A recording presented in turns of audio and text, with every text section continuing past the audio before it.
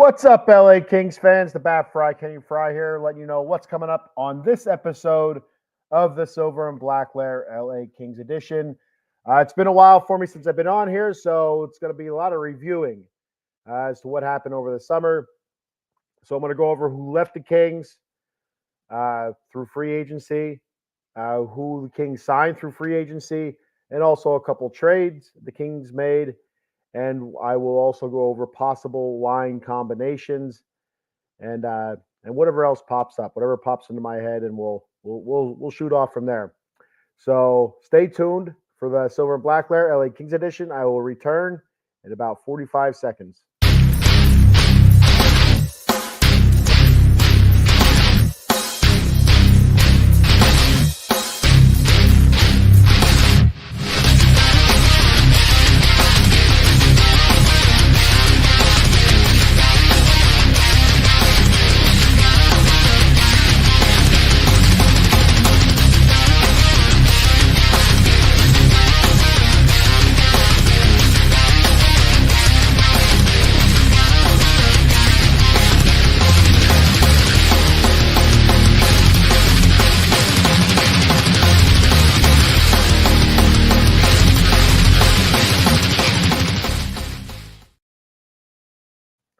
What's up, LA Kings fans, and welcome to the Silver and Black Lair LA Kings edition. It's Tuesday, Blues Day, and here we are.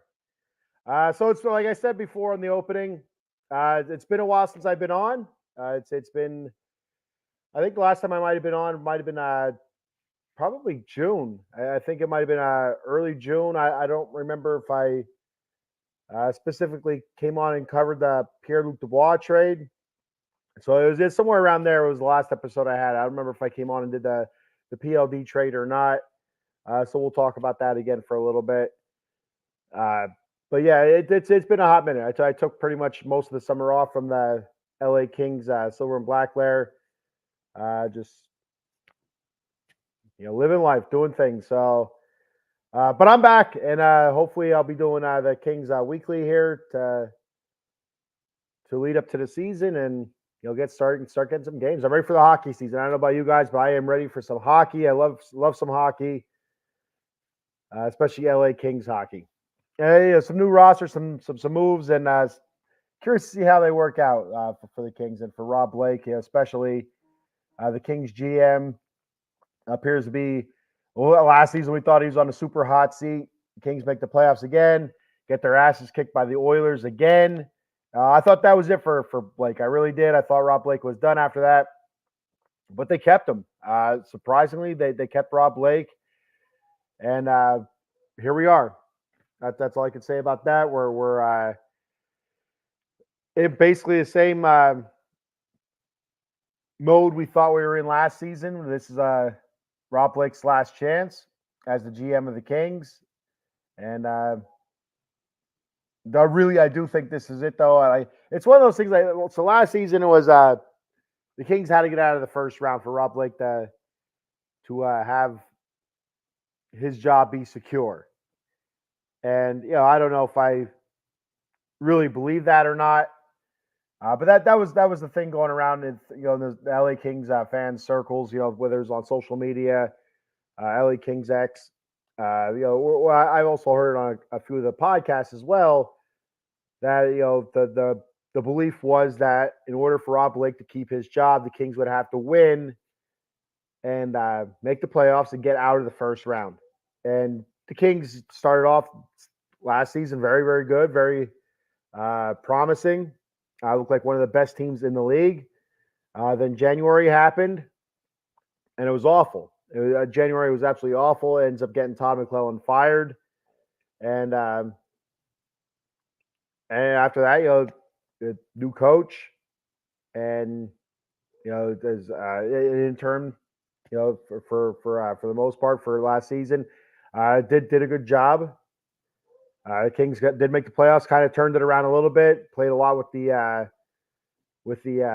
lineups, which I thought was fantastic. It's something that Todd wouldn't do. He would not mess with the lineups. It was pretty much set in stone, and that was it. And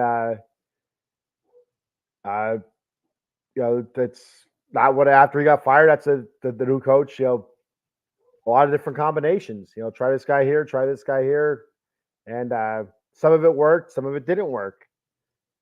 And the Kings didn't make the playoffs, but they didn't get out of the first round. And that's one of the things. As soon as they get out of the first, especially the way the Kings lost in the first round, I got our pecker smacked by the Oilers again. And I thought for sure we were not going to see Rob Blakey. And I thought for sure Luke Robitaille was going to have to hire a new GM, or maybe even Luke Robitaille, the team's president. I wouldn't have been shocked if he lost his job as well. But here we are. Luke Robitaille keeps his job. Rob Blake keeps his job. They have to figure out what they're going to do with the roster, what they're going to do with the coaches, with the coaching staff, and go from there. So this offseason was kind of interesting. How do they upgrade? How do the Kings upgrade with a limited salary cap? And how do they do that? How do they go about it? What does their coaching search look like? How far do they deviate? Like I said about the interim tag put on Jim Hiller. Does he keep a job? Because he really did have a solid second half. Now, granted, if you go back and look at it, the second half of the Kings season last year was against lesser opponents for the most part, and the Kings won the games they had to win. Going down the stretch, especially, there were some times where they were actually out of the wild card spot, and were in the top three, but then falling back into the wild card, and there was a time where they fell out of the wild card. It wasn't long, but they got hot enough where they crept back into the wild card and really secured a spot there. And to be 100% honest with you, I did not think that the Kings would have played as poorly as they did against the Oilers in the playoffs. I didn't think the Kings were going to beat the Oilers in the playoffs, but I thought they would have had a better showing. I wouldn't have been surprised if it had won 6 or 7, but only won 5 games. And I'll tell you what, it didn't feel like the Kings were in any of those games. Even the game that they won, I don't remember the exact score. Well, to be honest with you, I think the Kings dominated that game, if I remember correctly. It was like I don't remember. I don't remember if it was like a 4-0 game, 4-1, 5-1, or something like that.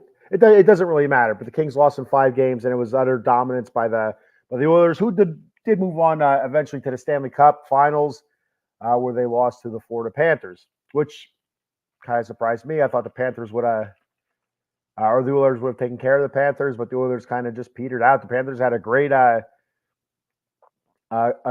game plan going into the Stanley Cup against the Oilers, and they got the job done. It did go 7 games, but the Oilers, really shut down the star power of, or the Panthers did shut down the star power of the Oilers.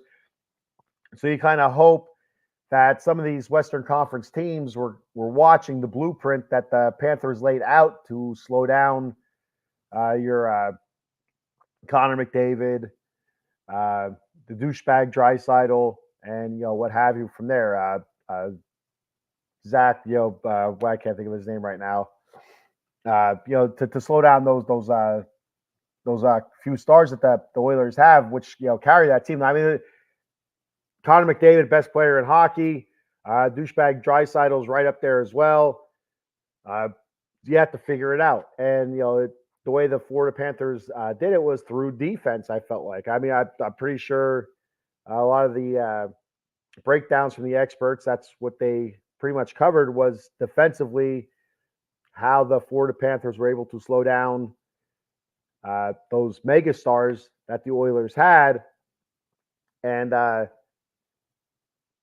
And it wasn't, they weren't going to outscore the Oilers. They weren't going to go out there and offensively, trade goals with the Oilers. They were going to have to do it through defense, and that's how the Panthers did it. So hopefully, some of these Western Conference teams saw that and said, hey, we're not going to be able to score with the Oilers more than likely, but we can, rough them up a little bit. We can play good, strong, fundamental defense, make it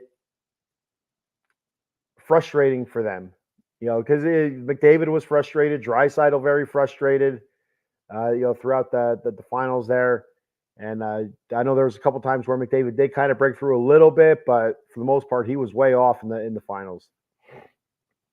I got a couple comments here before we lead into the moves. Eileen, hello, Eileen. How are you on Tuesday, Blues Day? We got some morning bat fry. You'll have some more morning bat fry tomorrow morning when I'm talking the Mets, and closing in here. The last one we're in the last 50 or so games, 50, 60 games, whatever it is. I think it's 50. I think we're around 50 games left in the season. Get down to the nitty gritty here, Eileen. We'll talk a little bit about your Yankees tomorrow, see how they're doing. And after they, spanked the Phillies around, that was somewhat surprising. Surprising but not surprising. The Phillies have been playing kind of not all that great lately. But the Yankees to get the sweep over the Phillies, that was surprising. And there's Cowboy Dave, the showstopper himself, checking in. Thank you, Dave. He says, "Hey, big man, what does Hiller have to do to turn his team around?" It's a great question. I don't know exactly what they're going to change, David. That's something I was getting ready to talk about. With Jim Hiller being kept, having that interim tag removed from his name, and I think he deserved it. I really do think he deserved it. This is, I believe, his first real head coaching job. I think he deserved it. The team played well in the second half. He wasn't afraid to mix things up.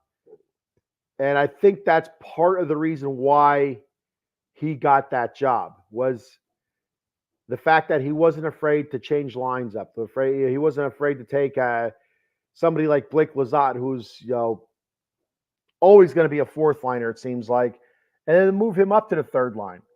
One, because his play earned it. He's not going to go out there and outscore anybody, but he's scrappy. He's balls to the wall all the time, and he'll out-hustle anybody on the ice. And the Kings needed some of that. So he was elevated. You've seen Quentin Byfield, drop down to the second, third line. Move him in from out from the winger into center, stuff like that. Moving Pierre-Luc Dubois down to the fourth line because he was playing like hot garbage, like he did all season. I will talk a little bit more about him. So he has. So the big thing for Hiller is he has to figure out how to get consistent offense. I think, in my opinion, my humble opinion, I am in no way an expert in this. I am very much a hockey novice. I used to watch a ton of. If you're new to the show, I've mentioned this before, but if you're new to the show, I used to watch a ton of hockey growing up. I loved hockey. When I was growing up, I'm talking 90s. So it's a long, long time ago. But my love for the LA Kings all started with 99, Wayne Gretzky. When he was traded to the Kings, that was actually I guess the late 80s, 88, something like that. But I didn't start watching until probably 92, 93, somewhere around there. But Wayne Gretzky, he was the main catalyst for me, following the Kings, loving the Kings. But he was one of my favorite players, but not my overall favorite player. My overall favorite player back then was Kelly Rudy.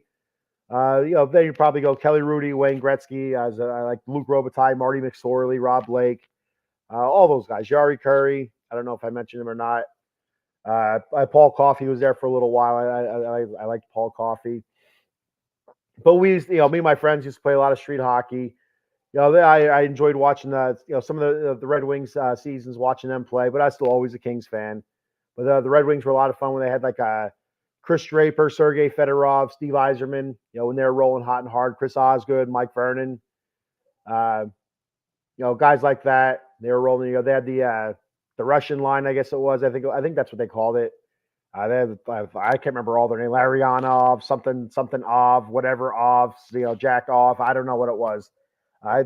If I seen their names now, I'd remember them. But those were a lot of fun. That's a fun team to watch, and also the rivalry between the Colorado Avalanche and the Detroit Red Wings. That was a lot of fun. Watching the Rangers win a Stanley Cup back in the mid '90s, Mark Messier and stuff like that. That was pretty cool. Mike Richter, I always liked Mike Richter. I was a big fan of goalies. If you didn't notice, That's what I used to play when we played street hockey. I played goalie because I was the fat kid and I took up a lot of the net. But anyway, fast forwarding, I kind of stopped watching hockey a little bit after. I can remember what year the lockout was. I can't remember. I don't remember if they canceled the season or what it was. Or the season started late, but I just kind of lost interest in hockey. It wasn't very accessible on TV. Didn't see a whole lot of it. It's well before cell phones and streaming and stuff like that. So I just fell out of love with hockey and I just stopped watching it.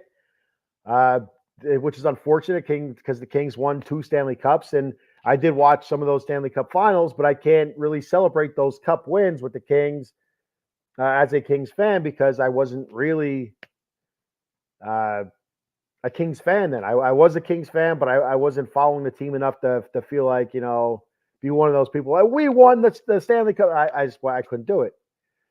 So it was a bit of a bummer there.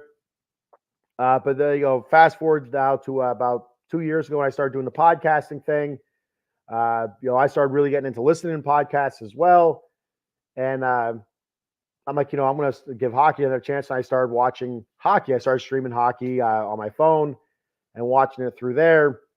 And, I just absolutely fell in love with this team again. So I'm learning a lot more about hockey again. I don't know all the players like I used to know, but I'll get there. I'm not an expert. But anyway, I feel like, getting back to the original point here, what does Hiller have to do to turn his team around? I just feel like he has to find creative ways to get offense, to create offense, and to get offense from his main players. And I'm not looking at guys like Andrzej Kopitar. I'm not really thinking him. You're going to get offensive output from him, but he's he's a player. He's nearing the end of his career here. He has a couple years left, but you're not looking to get 50 goals from this guy and I don't know 60. So you're not looking for a 100-point season out of this guy.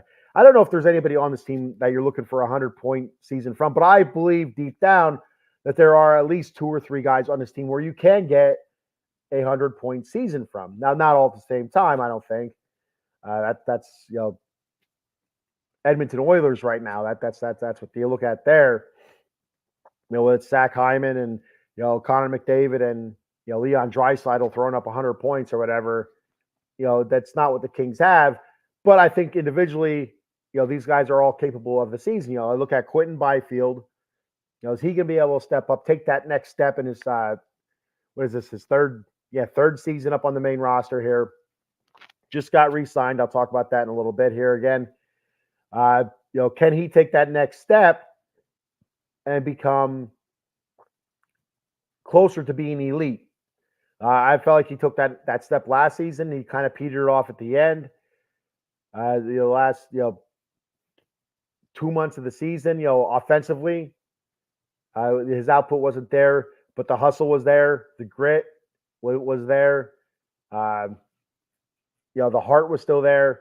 Just offensively, either he wasn't getting opportunity or was just missing the opportunities did have. So I think Quentin Byfield is somebody that, potentially sometime in his career can put up 100 points. I think he can be a goal scorer, and obviously he can, throw, pass the puck around, get some assists as well. But the guys I'm looking at that to really step up this season, to score some points for the Kings and maybe offensively carry this team, 2 guys in particular, and they are Adrian Kempe and Kevin Fiala. I think both those guys are absolutely capable in the same season to get close to 100 points, if not at 100 points. Goal scoring, they both have it. They're both dynamic with the puck, super fast, great hands, great passing, great skating. And I feel like that both those guys, if the Kings are going to be successful this season, I feel like both of those guys are going to have to be dominant goal scorers. And with that in mind, I feel like they're going to have to take more shots than they're used to taking. I don't think that's a problem for Fiala. I think Fiala does take a decent amount of shots. He does find himself in trouble sometimes with some goofy penalties or some just like off the wall plays, like a pass across ice in the neutral zone. It's kind of It's like, what are we doing here, dude? But I could see Fiala taking a ton of shots, but Kempe, uh, not that he's timid at throwing the puck at the net. It's just he's looking for other plays as well. He's looking to pass the puck to somebody open instead of just throwing that puck at the net and seeing what can happen, trusting himself. So I feel like if we can get Adrian Kempe to take more shots at the net, it's going to lead to more goals. Obviously, more shots, more goals. And I feel like that's where the Kings need to go. That's what they need to be pushing this season. They said, coming out, we were wondering, because Kempe and Fiala are two guys that spoke out this past off season, saying they'd like to see a little bit more creativity in the offense. And so if I'm Jim Hiller, I say to these guys, hey, we have a whole off season now. Hiller coming off of being with that interim tag, that means he became the coach during the season. You can't really change anything scheme wise. But now you have a whole off season to implement some sort of scheme change offensively and defensively if you wanted to, and to really push the envelope and to get more goals. Because there were times where that was the Kings' biggest bugaboo for most of the season, to be honest with you, where they just couldn't score goals. Defense would be playing great. Goaltending would be playing great. It just couldn't put the goals on the board. So if I'm Jim Hiller, I say, this is what you guys want. All right. I will look into it. We'll see what we can do. But you guys have to make it happen. You guys got to do it. You guys got to be the playmakers that I know you can be. And I think most of Kings Nation believes that Adrian Kempe and Kevin Fiala can be those guys to take the Kings offensively to another level. So that's what I think Hiller needs to do. Defensively, they said they're not going to change anything. They're going to stick with the 1-3-1. So we'll see what happens there if that's true or not. It's a clog them up style of defense. It really clogs the middle of the ice up to prevent the other team from entering your zone cleanly. But it slows the game down. It really does slow the game down. You want. I'm thinking that Kempe and Fiala want something a little bit more fast paced. So I don't know if there's something where you can transition in and out of the 1-3-1. Again, I'm not really an expert on this stuff. It's just something that I think about. Or can they transition in and out of it? Is there something where they can go smoothly from a 1-3-1 to a different type of look, and then back to the 1-3-1 in different parts of the game? I'm not sure. I'm not sure how that would work or not. I'm not really positive on it, but that's just thoughts I had. The offensively, you need to pick it up, though. All right, so moving forward with some of the topics that I wanted to talk about today, go over some stuff that happened in this offseason, free agency and stuff like that. So who left the LA Kings? Who is no longer an LA King? Some names that weren't too surprising, but still hurt a lot, and some names that not so much. So who left? In free agency wise, the Kings have lost Cam Talbot, which I don't think is a big deal. He left as a free agent to Detroit. He had a great season. He was their only All-Star last year. Struggled January, and it's one of the reasons why Todd McClellan did get fired was the poor goaltending from mainly Talbot, and he stuck with Talbot. That was part of the thing there. It's like Talbot's struggling, and he just kept going to Talbot, and Talbot couldn't figure it out, and that's the one thing Hiller didn't do. He kept a decent rotation between Talbot and David Rittich up until near the end of the season when it was kind of down to the nitty gritty, and he stuck with Talbot, and Talbot was playing great by then. But we entered in the second half of the season. I think it was after the All-Star break with David Rittich as your starting goalie. Now that wasn't long. That was just kind of to give Talbot like a reset, deep breath, settle in, and then Cam Talbot settled back into the number one spot, number one goalie, and he played like it. He had a pretty good second half after the All-Star break, as well as did David Rittich. But the Kings did not re-sign Talbot. They did re-sign though David Rittich, and I'll go over who they re-signed and stuff like that. So Talbot's gone. Blake Lizotte, unfortunately, this one stings a little bit because of the stuff I mentioned earlier about the heart and hustle and all that good stuff, the grittiness. He's like a gnat. You need guys like that on your team. But unfortunately, he did not get re-signed by the Kings. He was not offered a contract, and now he is in Pittsburgh with the Penguins on a 2-year, $3.7 million deal. The Penguins got a good player. He plays much bigger than his frame is, so because he's a smaller guy. Hopefully he does well there. I'm rooting for Blake Lizotte. I like Blake Lizotte. Victor Arvidsson. Now this one pisses me off for a couple different reasons. Victor Arvidsson, I like RV. Good player, a little bit injury prone. We seen last season we didn't get him for a full season, but the potential's there. You know, he can be a game breaker with his offensive output, whether it's goal scoring or setting other people up for goals. Does a great job on the power play as well, and we lose him. So that hurts. That bugs me. But then we lose him to Edmonton, and that pisses me off. To let him go to Edmonton, that really irritates the hell out of me.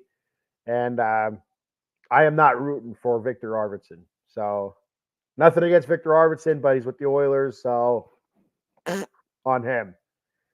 Matt Roy, this one stings. One of our best defensemen. He left, and it wasn't surprising. You know, I don't think the Kings would have had the money to re-sign Arvidsson, or not Arvidsson, Matt Roy, and it's good for him to get a big contract, and so hopefully he does well. He signed with Washington, the Capitals, on a 6-year, $34.5 million deal.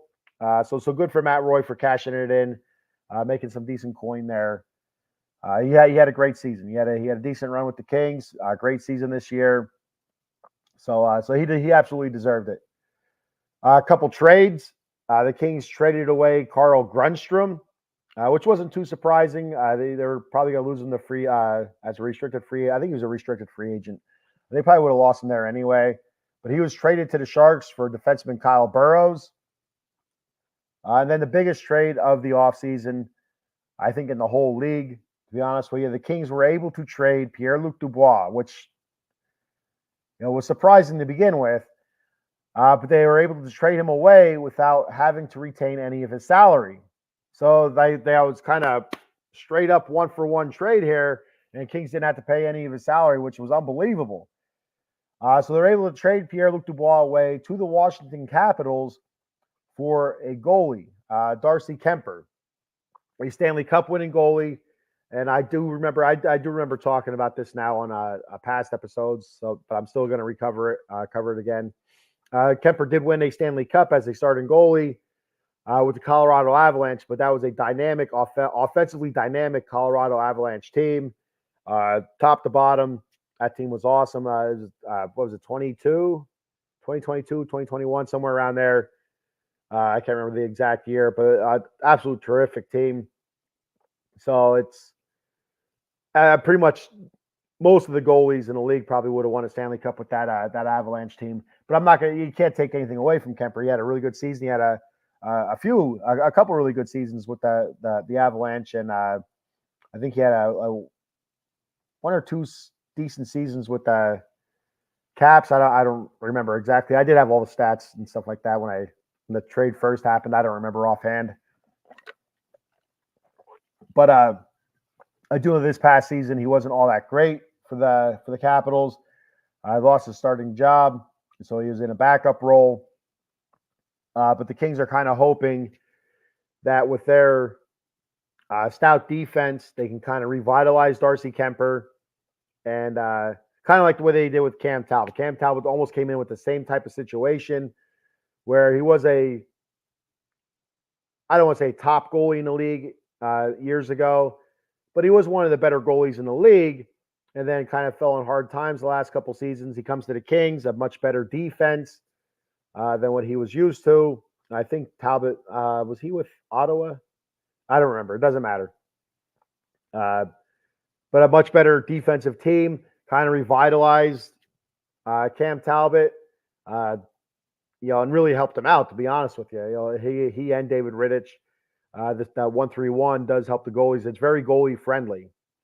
So uh, I think the Kings are kind of banking on that a little bit with Darcy Kemper. He kind of slots himself in as of right now as your number one goalie wise.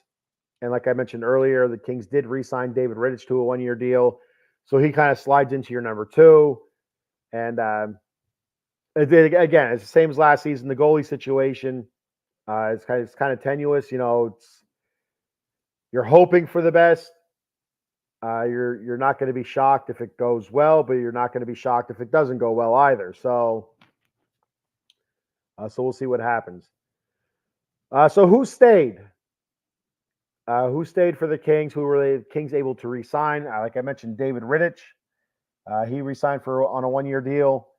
Akil Thomas, which is great to see that he was able to sign a 2-year, $1.55 million deal with the Kings. Left winger Andre Lee, 1-year deal. He'll probably be down in Ontario still.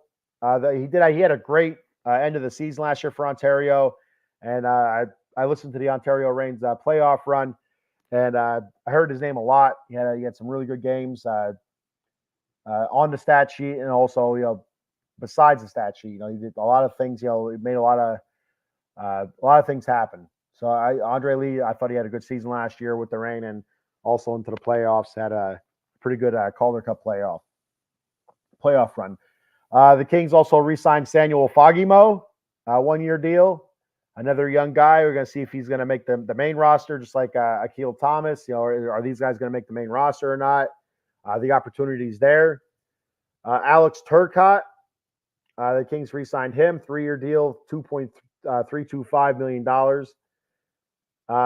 I do think we do see Turcotte on the main roster. I feel like out of Fagimo, and Akil Thomas, I feel like Turcotte's probably the number one right now.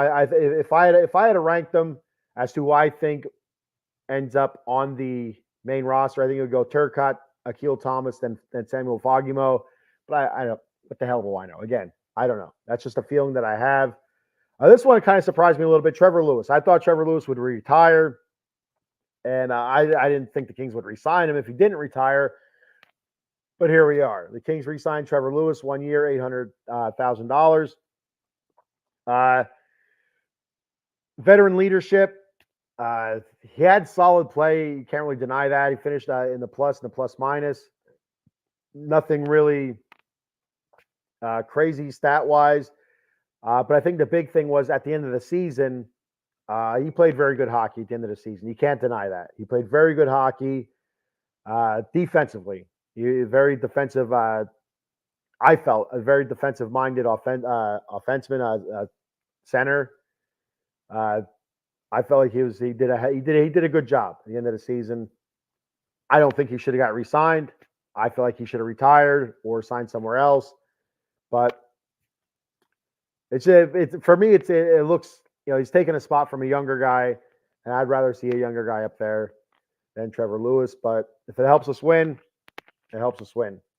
They also re-signed goalie Phoenix Copley. If you remember, Phoenix Copley came in 2023, kind of saved the Kings' butts at goalie, as Quickie was struggling. What the hell's I can't think of his name now. Cal Peterson. He was struggling. Traded Cal Peterson away to Philly. Traded Jonathan Quick away to Columbus, who then traded him to the Las Vegas Golden Knights. Then he wins the Stanley Cup with them. And then he gets traded, or I think it was I don't know. He signed as a free agent with the New York Rangers, and had a really good season there. So good for Quickie. But Phoenix Copley did a hell of a job for us in 2023, 22-23, I guess it would be. Or was it? No, it was 23-24. 22-23, that's what it was. Really, kept our ass out of the fire until the Kings, traded Quickie away to Columbus, and they got Jonas Korpisalo, and then they had a nice goalie tandem there. They weren't, neither one of those guys were shutdown goalies, but they did a terrific job of, keeping games close, keeping scores low, and that, Korpisalo, we let go heading into the last season. And yeah, Copley as our number one. And then I believe it was we had Cam Talbot as our one, and then Copley as our two, and Rittich was, I think, in Ontario. I could be wrong about that. Copley gets hurt, blows his knee apart, and I think it was in practice. And so that gets David Rittich called up, and Rittich had a terrific season last year as a backup. So as a number two goalie, he did play very, very well. So Phoenix Copley gets re-signed, so he'll start down in Ontario, and we'll see how that knee is, and then we'll see how Rittich is playing, and we'll see how Kemper's playing, and we'll see what goes on with the goalie situation with the Kings, because we also have Eric Portillo. I'm not sure he was a restricted free agent. I'm not sure the Kings did tender him a contract. But I don't know if he signed it or not. I'm not sure. I couldn't find anything online about that. I don't remember hearing anything about if Portillo signed or not. I think he did, but I couldn't find anything on it. So there are some goalie options, but none of them you're too crazy about. I am kind of somewhat excited. I want to see what Portillo can do. But I think if we're starting Portillo at goalie, I think that means that we're not having a good season. The Kings were also able to re-sign Quinton Byfield. That was our main goal this offseason, was to re-sign Quinton Byfield long-term. And this is, not quite long-term, but close enough to where it can bridge to his next contract. He's very young. And the Kings, hopefully have the salary cap situation a little bit more figured out by the time this contract is finished up. They re-signed Quinton Byfield to 5 years, $31.25 million. I have every belief that it's going to be worth every penny. I think Quinton Byfield will take that next step and lead the Kings past the first round of the playoffs, baby. And another big re-sign was Jordan Spence, rookie last year. Did a great job defensively, I thought. I think we need to get a little bit more offensive output from Jordan Spence. Coming into this season, I feel like I'm not 100% sure, but from things I've heard and read through beat writers and also Kings podcasts like the Locked On Kings and stuff, that Jordan Spence in Ontario was a little bit more offensive minded than he showed last season. So if we can get a little bit more offensive output out of him, I think that'd be fantastic. But besides that, I thought he had a really good rookie season, very solid, did a good job. And all's good in the world there. So I like who the Kings re-signed. Again, like who we did lose. I was kind of bummed to see Matt Roy go, bummed to see RV go, Victor Arvidsson, and Blake Lizotte as well. But I understand the Lizotte one. I understand the Roy one. The Roy one was, basically because the Kings just didn't have enough cash. The Arvidsson one, I think, has a lot to do with his injury history. So it is what it is. All right. So moving on from that, what could the possible line combinations look like for the LA Kings coming into the season? I'm sorry. Before we get there, who did the Kings sign in free agency? That's who we lost in free agency and who we re-signed during the free agency period. But who did the Kings pick up in free agency? The biggest name that the Kings picked up was Warren Foegele from the Edmonton Oilers. A nice piece. Nothing that really stands out as a game changer or anything like that. I think he'll play well with the Kings. Skates well, good hands, decent speed, very good passer. And he's never really stood out as an Oiler because of the stars that they do have. But I do know whenever I'd watch the Kings play against the Oilers, I would constantly see Fogel's name. So we'll see what happens there. I think he's going to do well. I think the feeling that I get from it, I feel like we'll get more out of him than we would have if Victor Arvidsson would have stayed. I just feel like deep down, I feel like we'll get more out of him. And I don't know if that's because of Arvidsson's injury history or what, but that's just the feeling that I get. They did trade for Tanner Jeannot from the Tampa Bay Lightning. That was for a 2024 fourth-round pick and a 2025 second-round pick.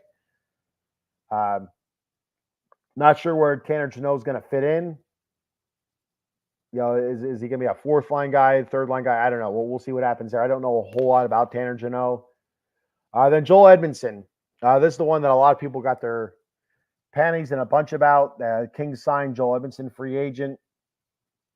I can't remember offhand exactly where he's coming from. I feel like he's coming from Tampa Bay. Tampa Bay or Florida. I feel like it's Tampa Bay, but I could be wrong about that.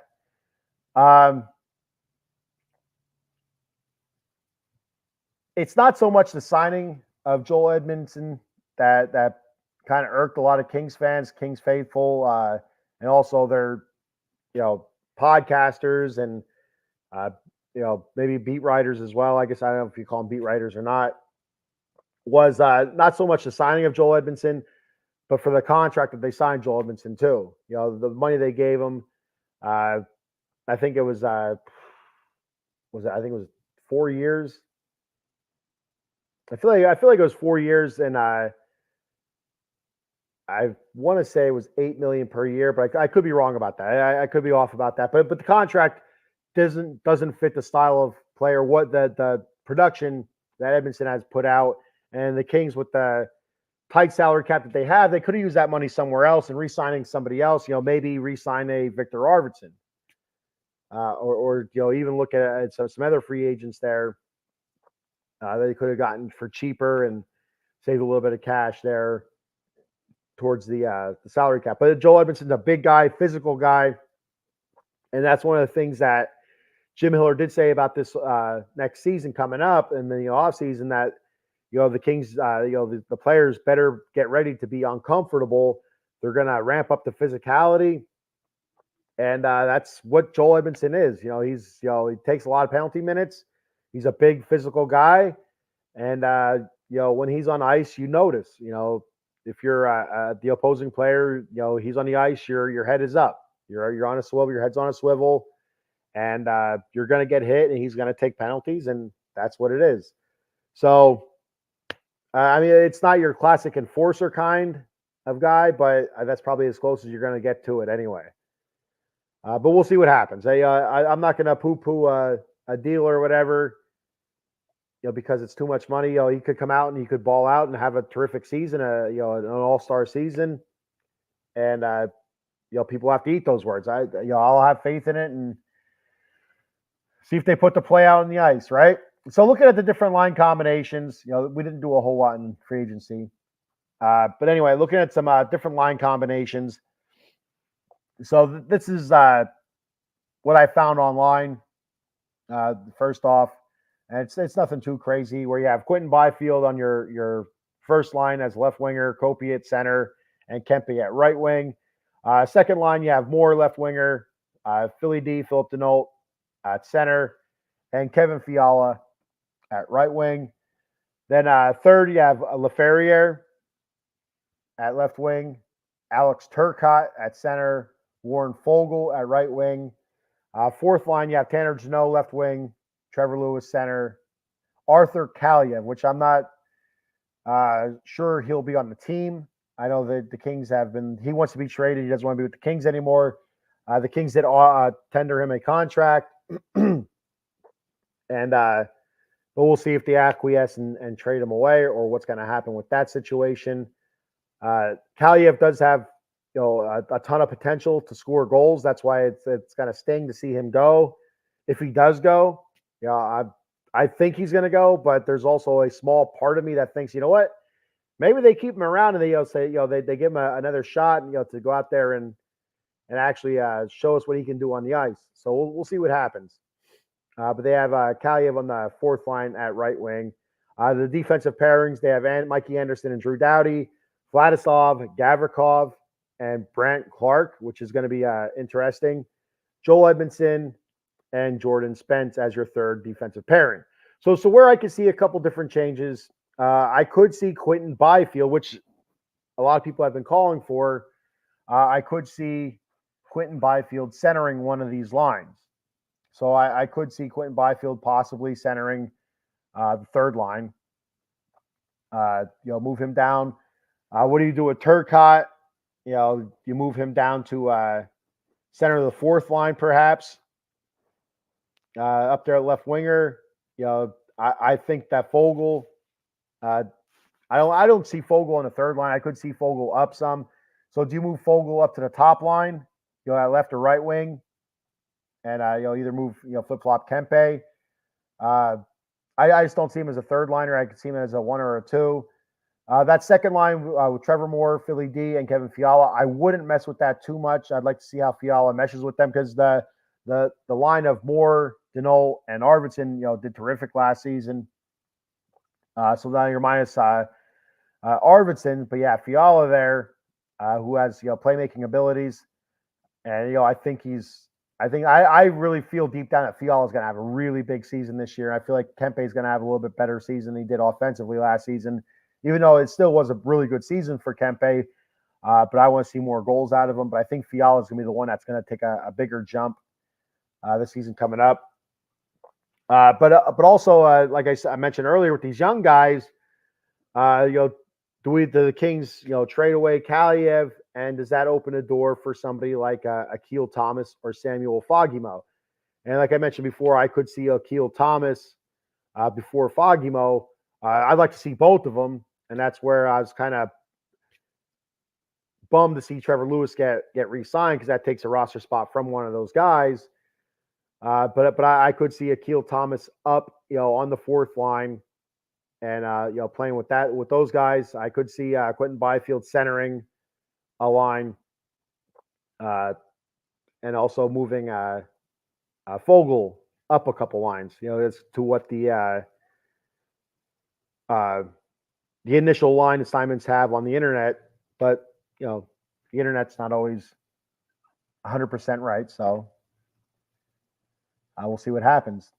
Defensive pairing wise, I have no problems with these defensive pairings. Brandt Clark, that's the one I'm really interested to see how he does. He's going to bring up offensive capabilities, but it's a defensive part. Can he adjust to the speed, to the physicality of the NHL from Ontario? And he was up a little bit last year. He did all right. You can see some of that offensive magic that he does have in him. Defensively, he didn't do terrible, I didn't think. There were some, he did miss some plays. He was out of place a couple times. But that's all like learning stuff. That's all, young player, he'll get there kind of thing. But I know the organization is very, very high on him. And I know the fan base is very high on Brandt Clark. So we'll see what happens with Brandt Clark. I do like him. I think he is the next big thing defensively wise for the LA Kings. Drew Doughty, he's nearing the end of his career, but he does have I think, in my opinion, good at least 3 or 4 years yet before we don't see him anymore. Excuse me. All right. So basically that's what we're looking at this season so far. There's still some stuff I want to cover next week. I want to talk who the Kings drafted and kind of go from there. And I want to take another look at the line assignments as we come up. We're, I guess, probably a month and a half away or so from camps and stuff.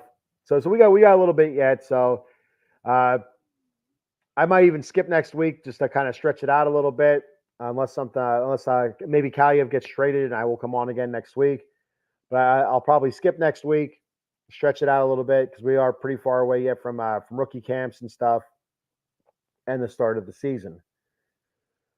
All right. So before I go any further, I'm going to go ahead and do our sponsor read. And of course, we all know, if you've seen the show before, our sponsor is our man, your man, everybody's man, Jason Fine, attorney Big Al. You can reach Big Al at 1-800-HURT-123. That's 1-800-HURT-123. Jason Fine specializes in motor vehicle accidents, slip and falls, workman's comp, and personal injury claims. Jason Fine has three office locations conveniently located throughout Pennsylvania and New Jersey. In the Garden State of New Jersey, his offices are located in Cherry Hill on 3 Greensward Lane. The phone number there is 856-209-5258. And in Pennsylvania, he has offices located in Pittsburgh, at 500 Grant Street, Suite 2900. The phone number there is 412-365-8151. And in Philadelphia, the offices are located in 1628 JFK Boulevard, Suite 2120. And the phone number there is 267-888-2980. That's Jason Fine, attorney Big Al. Quick programming note here. Big news here, college football frenzy for all you college football fans. Starting this Wednesday, tomorrow, August 7th, college football frenzy will return at 8:05 p.m. So buckle your seatbelts, get the popcorn ready. Here we go. College football right around the corner. Probably only a week or two away, to be honest, before you start getting to games. Usually college, you have some schools that start pretty early, and they'll have a couple bye weeks. So I won't be too surprised in the next two weeks or so, you start seeing some college football games pop up. Because I guess there is no preseason. I'm sure there's like scrimmages that they do and whatnot. They do their their team games. Like for instance, I live in Pennsylvania, so Penn State, they do the blue-white game. So they scrimmage each themselves and stuff. All right. I will be live tomorrow morning, 10 a.m. with the Batcave, talking New York Mets baseball. I got a bit to talk about there and some thoughts and opinions, mostly opinions, and may not be popular opinions. Maybe I don't know. They might be popular. It doesn't matter. All right. So that's all I have for today. I appreciate it very much for checking the show out. Atomic Drop podcast this Friday. I think we're going 11 p.m. this Friday, so stay tuned for that. So yeah, that's it. Next Monday, I'll be live with the Las Vegas Raiders. I'll be talking that Silver and Black Lair Raiders edition. And then, like I said, now I'll take next week off from the Silver and Black Lair LA Kings edition. I'll be back the following week, and we'll talk some more Kings. And like I said, we'll see if Kaliev is traded and what we got going on here. All right. Thank you, everybody, for checking the show out. Thank you to those that commented. And be sure to like, follow, subscribe to Out of the Box Sports Entertainment on Facebook, YouTube, X, and Twitch. On X, it's at OOTBox Sports. YouTube, you can search it up by punching Out of the Box Sports Entertainment, or their handle is at OOTBox Sports as well. Please like, follow, subscribe, and we appreciate it very much. All right, I'll see you guys in 2 weeks. Silver and Black Lair LA Kings edition, and go Kings, go. See ya.